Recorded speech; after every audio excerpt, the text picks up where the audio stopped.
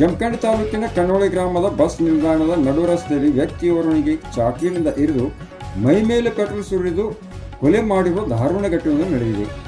ಕೊಲೆಯಾದ ವ್ಯಕ್ತಿ ಸೋಮ್ಲಿಂಗ್ ಪಡ್ಸಲಿಗಿ 36 ವರ್ಷದ ವ್ಯಕ್ತಿ ಎಂದು ಗುರುತಿಸಲಾಗಿದ್ದು, ಸ್ವಿಫ್ಟ್ ಡಿಸೈರ್ ಹೊಸ ಕಾರು ತೆಗೆದುಕೊಂಡು ಪೂಜೆ ಮುಗಿಸಿ ಮರಳಿ ಕನ್ನೋಳಿ ಗ್ರಾಮದ ಬಸ್ ನಿಲ್ದಾಣದ ನಡು ರಸ್ತೆಯಲ್ಲಿ ನಿಂತುಕೊಂಡ ಸಮಯದಲ್ಲಿ ಆರೋಪಿಗಳಾದ ಸದಾಶಿವ ಪಡ್ಸಲಿಗಿ ಹಾಗೂ ರವಿ ಪಾಟೀಲ್ ಮತ್ತು ನಾವಿ ಎಂಬ ಮೂವರು ಸೇರಿಕೊಂಡು ಸೋಮ್ಲಿಂಗ್ ಪಡ್ಸಲಿಗಿ ಆತನಿಗೆ ಚಾಕುವಿನಿಂದ ಇರಿದು ನಂತರ ಪೆಟ್ರೋಲ್ ಮೈ ಮೇಲೆ ಸುರಿದು ಹಾಗೂ ಸ್ವಿಫ್ಟ್ ಡಿಸೈರ್ ಕಾರಿಗೆ ಪೆಟ್ರೋಲ್ ಸುರಿದು ಬೆಂಕಿ ಹಚ್ಚಿ ಕೊಲೆಯನ್ನು ಮಾಡಲಾಗಿದೆ ಎನ್ನಲಾಗಿದೆ.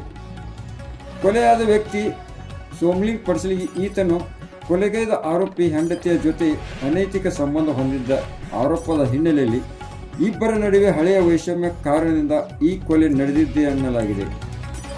ಘಟನಾ ಸ್ಥಳಕ್ಕೆ ಬಾಗಲಕೋಟೆ ಜಿಲ್ಲಾ ಎಸ್ಪಿ ಸಿದ್ಧಾರ್ಥ ಗೋಯಲ್ ಅವರು ಭೇಟಿ ನೀಡಿ ಮಾಹಿತಿಯನ್ನು ತಿಳಿಸಿದ್ದಾರೆ.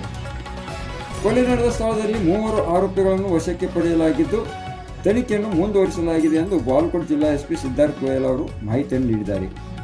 ಕೊಲೆಯಾದ ಘಟನಾ ಸ್ಥಳದಲ್ಲಿ DSP Syed Roshan Zameer, CPI Mallappa Maddi, Savali PSI Appanna Aigali, ಜಮಖಂಡಿಯ ಪಿಎಸ್ಐ ಅನಿಲ್ ಕುಮಾರ್ ಸೇರಿದಂತೆ ಸಿಬ್ಬಂದಿಗಳು ತನಿಖೆಯನ್ನು ಮುಂದುವರಿಸಿದ್ದಾರೆ.